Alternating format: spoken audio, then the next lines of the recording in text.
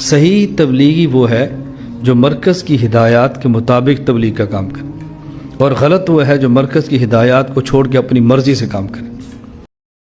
ابھی تک ہمارا چینل سبسکرائب نہیں کیا تو فوراً سبسکرائب کیجئے، ساتھ ہی بیل آئیکن پر کلک کریں تاکہ مزید آنے والی ویڈیو ہیں وہ آپ کو وقت پر ملتی رہیں۔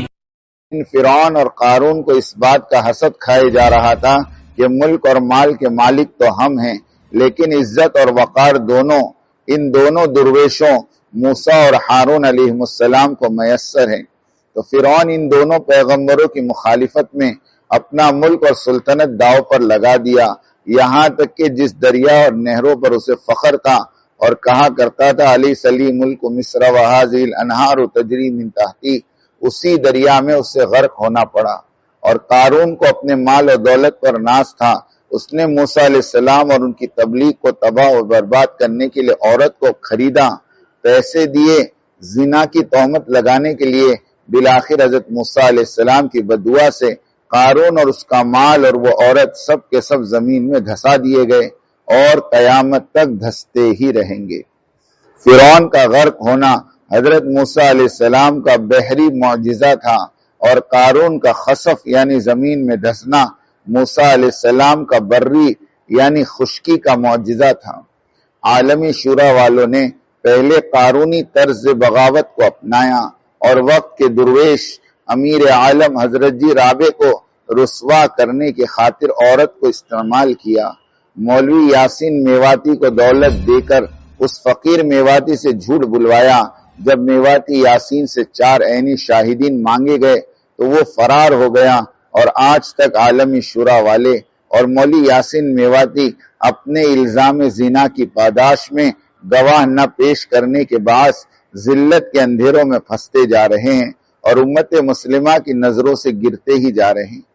مولانا دیولا اور احمد لاٹ صاحبان نے حضرت جی رابع کے خلاف وضاحتی بیان کے عنوان پر لاکھوں کتابیں چھپوا کر دنیا بھر کی مختلف زبانوں میں تقسیم کیا، جان لیوا حملے کروائے، دنیا بھر کے ممالک میں شورائی مرکز بنوائے، گنڈوں کا استعمال کروایا، طلاقیں کروائی، خاندانوں میں پھوٹ ڈالی۔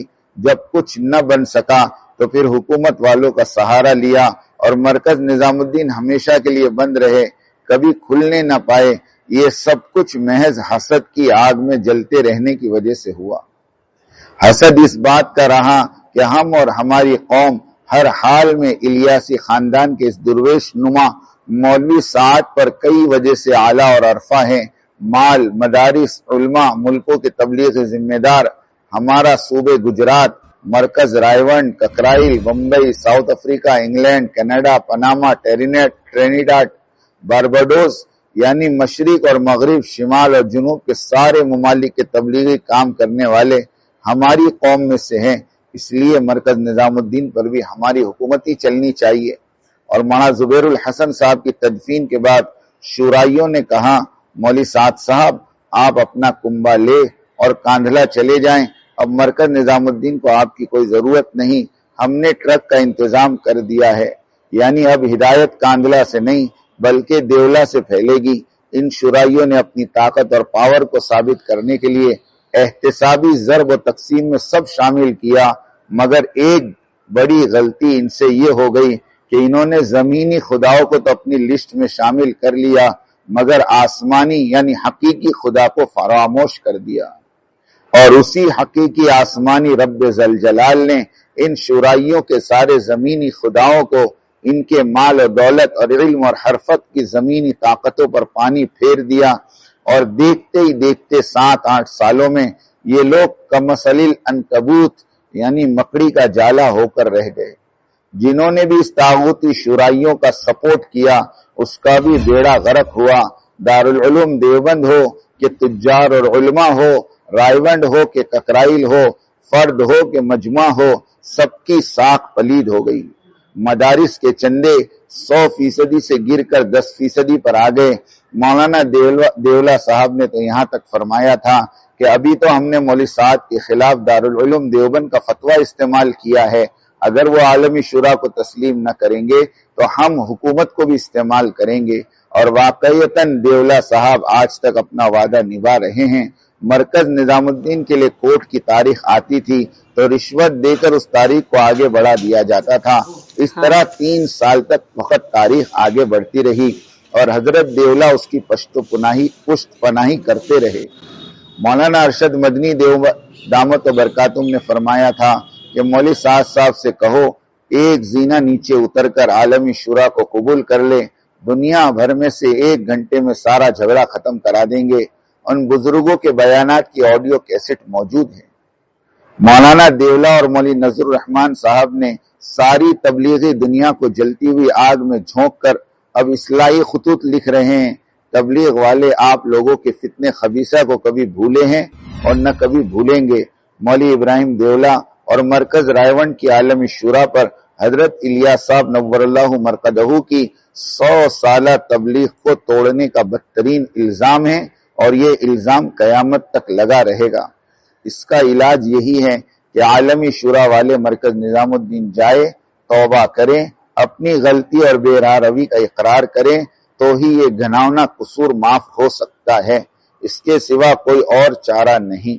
الا الذین تابوا واصلحوا وبینوا فاولئک اتوب علیہم، مگر وہ لوگ جو توبہ کر لیں، اصلاح کر لیں، بیان کر دیں کہ میں ان کی توبہ قبول کر لیتا ہوں اور میں توبہ قبول کرنے والا اور رحم کرنے والا ہوں۔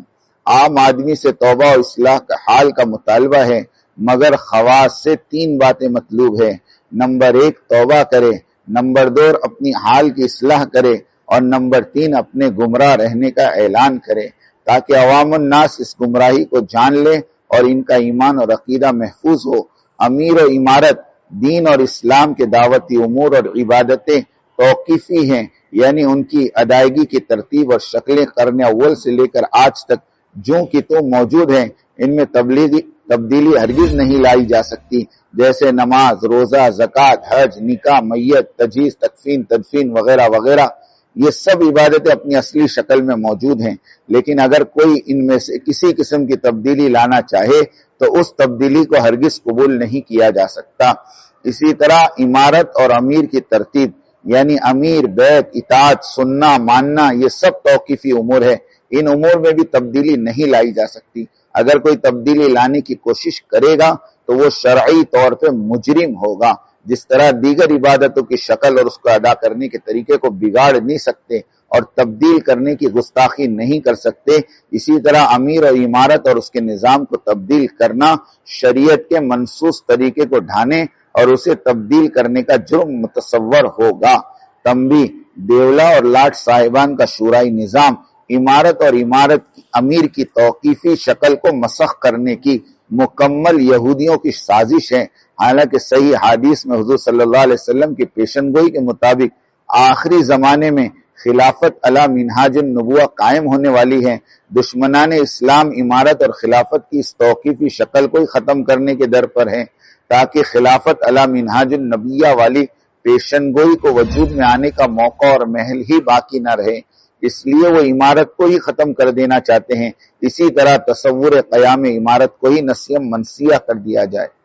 باغی محترم نہیں ہوتا، باغی کسی زمانے میں کبھی بھی احترام کے قابل نہیں رہا اور نہ ہی رہے گا، بلکہ حدیث میں ہے بدعتی کی تعظیم کرنا دین کو منہدم کرنے میں مددگار ہونے کے برابر ہے۔ بدعت سے تو صرف بدعتی کی اپنی ذات کو نقصان پہنچتا ہے، لیکن باغی تو ساری امت میں تباہی لائے گا۔ اس کی عزت اور عظمت کرنا کیوں کر جائز ہو۔ حضرت علی رضی اللہ تعالیٰ عنہ کے وقت کے باغی علماء اتقیاء صاحب زہد ورع تھے، صحابہ کی گود میں پلنے والے، تابعین اور تبع تابعین کے علمی حلقوں میں بیٹھنے والے لوگ جب باغی ہو گئے تو اس زمانے کا کوئی عالم اور محقق ان بزرگ باغیوں کو محترم اور معظم ہونے کا فتویٰ نہیں دیا، تو پھر آج کے دور کے باغی دیولا اور لاٹ صاحبان کیسے محترم اور معظم گردانے جا سکتے ہیں؟ اگر موجودہ دور کے باغیوں کی توقیر اور تعظیم کرنے کو جائز اور حق سمجھا جائے تو پھر قرن اول کے باغی خوارج اور روافض کی توقیر اور تعظیم کے فتوے دینے پڑیں گے۔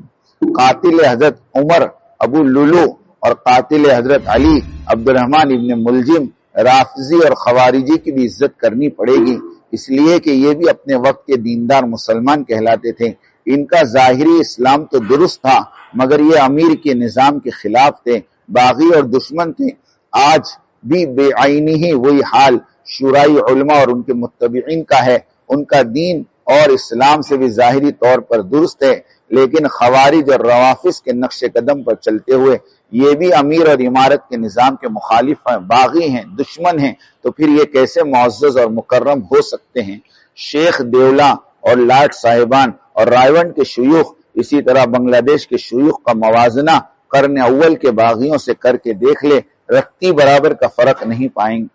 ہمارا موقف، ہم امیر اور امارت اور مرکز نظام الدین کے باغیوں کے خلاف ایک سپاہی ہیں۔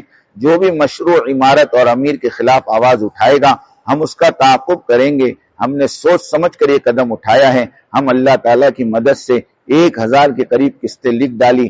آج کی تاریخ تک دنیا بھر کے شورائی اور ان کے بانی اور ان کے سرپرست مولوی دیولا اور مولوی ارشد مدنی شورائیت کو حق ثابت نہ کر سکے اور نہ ہی قیامت تک کر سکیں گے۔ ہم نے جتنی بھی قسطیں لکھی ہیں اپنے تبلیغی ساتھیوں کے لیے لکھی تاکہ وہ شورائیوں کے فتنے بازیوں سے متاثر نہ ہو اور مرکز نظام الدین کے ساتھ وابستہ رہیں اور اطاعت کے ساتھ کام کو انجام دیتے رہیں۔ اور دوسری وجہ یہ بھی رہی کہ اہل علم حضرات کے قلوب کو دعوت و تبلیغ کی اہمیت اور فرضیت پر انشراح صدر کی دولت نصیب ہو۔ کسی بھی فتنے کو ختم کرنے کے لیے کتاب اور سنت سے دلائل پیش کرنے کے ساتھ ساتھ اس فتنے کے محرقین کا بھی تعاقب کرنا لازم آتا ہے۔ محرقین فتنے خبیثہ پاکستانی عالمی شورا کی تعظیم اور توقیر کی کوئی گنجائش نہیں، ورنہ اس عمل سے عوام کو شکوک اور شبہات میں مبتلا ہونے کا ڈر ہے۔ اہل علم جب حق اور باطل کا فیصلہ نہ کر سکیں گے تو پھر عوام کے عقیدے اور دین کی حفاظت کیوں کر ممکن ہے؟ درجن 2 درجن محرکین فتنے کی خرابیوں کو بیان کرنے سے اگر کروڑوں عوام کا دین محفوظ ہو جاتا ہے اور انہیں شرع صدر عطا ہوتا ہے اور اصل مرکز نظام الدین کے تابع ہو کر اطاعت کے ساتھ دعوتی کام انجام دیتے ہو تو یہ بہت سستا اور عمدہ سودا ہے۔ جس طرح بدعت سے روکنے کے لیے شارع عالم نے بدعتی کی مذمت بیان کی، اسی طرح ورلڈ کاؤنسل عالمی شورا سے روکنے کے لیے اس کے بانیوں کی غلطیوں کا بیان کرنا ضروری ہے تاکہ عوام اس فتنے خبیثہ سے دور رہے۔ اللہ تعالی ہم سب کی کاوشوں کو قبول فرمائیں اور انسانیت کی عمومی ہدایت کے فیصلے فرمائیں۔ آمین آمین آمین۔ وآخر دعوانا ان الحمد للہ رب العالمین۔